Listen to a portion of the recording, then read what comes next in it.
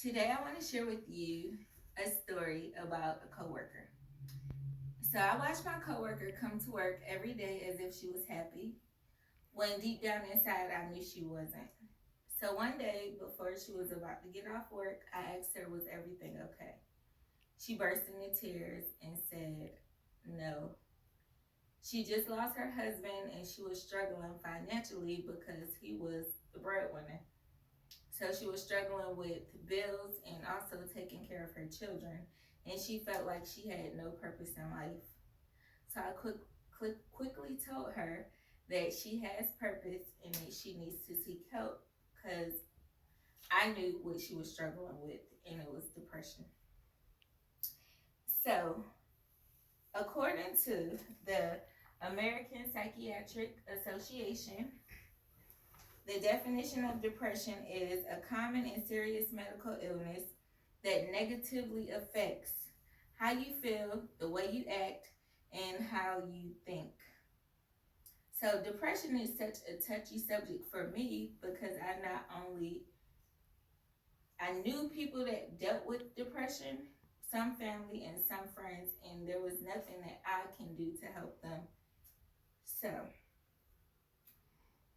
I know many of you all can relate to this topic because you all may know someone or have heard stories of someone that has dealt with this mental disorder.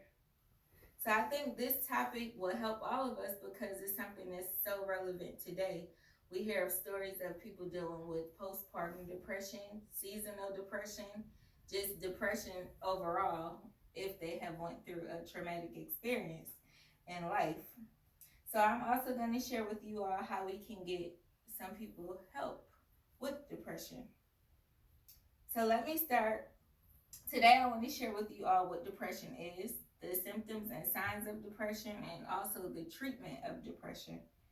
So let me start by sharing with you some background information on depression.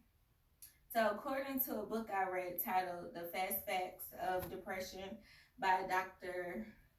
Jane Gunn and Dr. Mark Haddock, it explained that depression is related to a combination of genetics, behavioral, and socioeconomics environmental factors.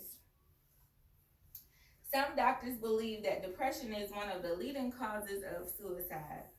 While scientists do not know the leading cause of depression, they have done some research and realized that people suffering from depression have an imbalance in neurotransmitters, which are natural substances that allow the cells to communicate to one another.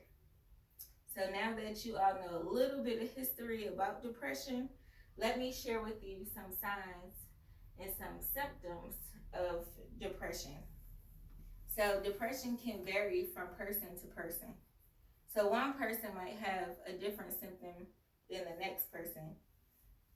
So a few symptoms that Laura Mitchell explains in her article, Symptoms of Depression, 7 Signs You Could Be Suffering with This Mental Illness, are unwavering sadness, feeling irritable, restless and agitated, having no motivation or loss of interest in things that you really love, and feeling hopeless and despair. I also read that reoccurring thoughts of suicide is one of the leading signs of depression and must seek treatment immediately. So I want to share with you all a story if you haven't experienced or heard any stories of depression. Of a person committing suicide that has struggled with depression.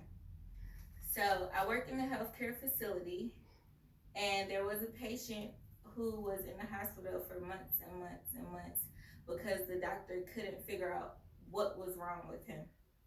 So once they discharged him, he went home and he shot himself in the head because he was struggling with depression.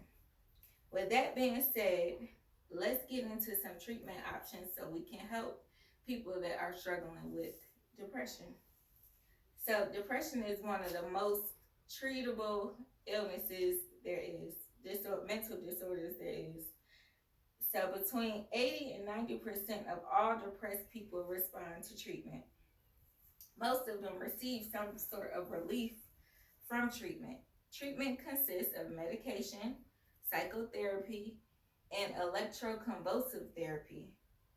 According to Sunshine Coast, research has shown that cognitive behavioral therapy is the leading treatment of depression.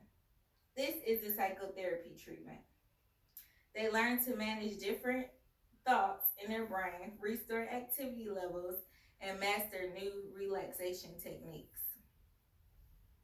Certain treatments may work better for others than for some people more than others, but it's also important that we get some sort of help. Just tell somebody. Now that you know a little bit about the history of depression, the signs and the symptoms of depression, let's encourage our loved ones to get help. So I read a quote the other day that I want to share with you all. The only thing more exhausting than being depressed is pretending that you're not depressed. Thank you all.